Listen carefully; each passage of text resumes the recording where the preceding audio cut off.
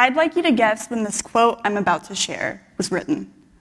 America is not merely a land or an institution.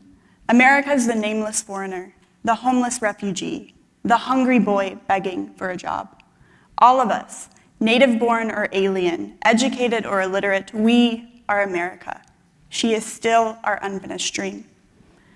Carlos Burleson wrote these words in his 1946 novel, America is in the Heart, voicing a utopic vision that was so strong that he immigrated from the Philippines to Seattle in 1930. A vision that is so enduring, these words feel like they could have been spoken in our own political moment. She is still our unfinished dream. Is this not what the American Liberal Party speaks for when they support the rights of the country's most vulnerable? Is this not what the American Conservative Party speaks to when they talk about keeping this country great? I research utopic visions of the early 20th century and their resonances in the present.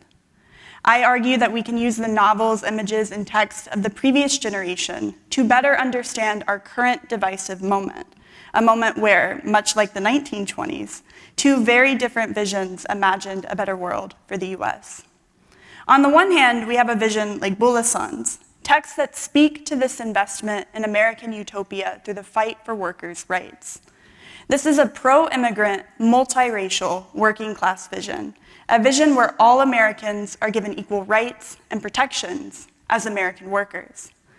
On the other hand, there was another vision, a vision that was so compelling that Stanford's first president, David Starr Jordan, was one of its strongest supporters. The eugenic vision, now debunked, made use of pseudoscientific discourse and advances in evolutionary theory to push for a certain kind of ideal American, and that everyone else was biologically inferior. You can see this discourse mobilized in Burleson when, upon reaching Seattle for the very first time, he was immediately described by a white traveler as a monkey. Another race, another class, another type of person.